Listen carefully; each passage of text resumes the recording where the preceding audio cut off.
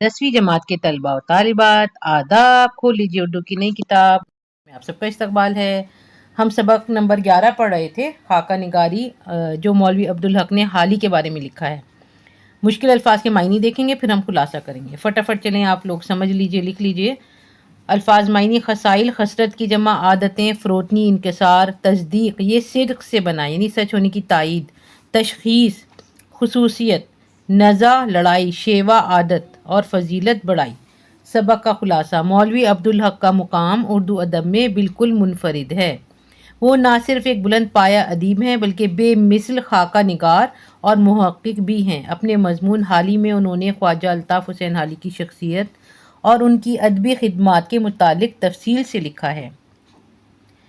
अब्दुल हक गुजरे हुए ज़माने की याद ताज़ा करते हुए कहते हैं कि मैं उस ज़माने में अलीगढ़ मुस्लिम यूनिवर्सिटी का तालिब इल्म था और अक्सर मौलाना से मिलने जाता रहता था।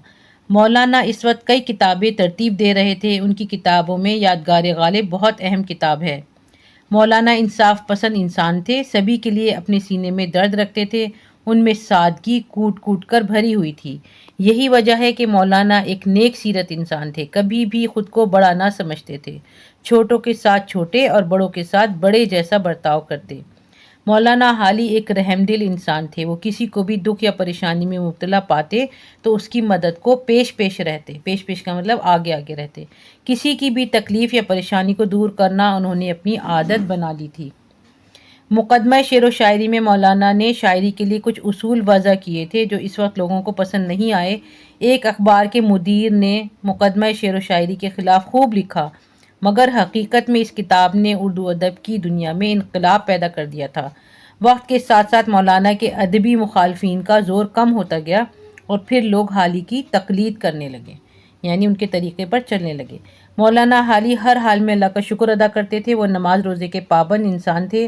मौलाना की एक खासियत ये थी कि वो होनहार तलबा को देखकर बहुत खुश होते थे, उनकी हिम्मत अफजाई करते थे। अंग्रेज़ी ज़बान से मौलाना बिल्कुल वाकिफ़ ना थे, मगर उसके बावजूद मगरिबी तहजीब व तमद्दुन को अच्छी तरह समझते थे।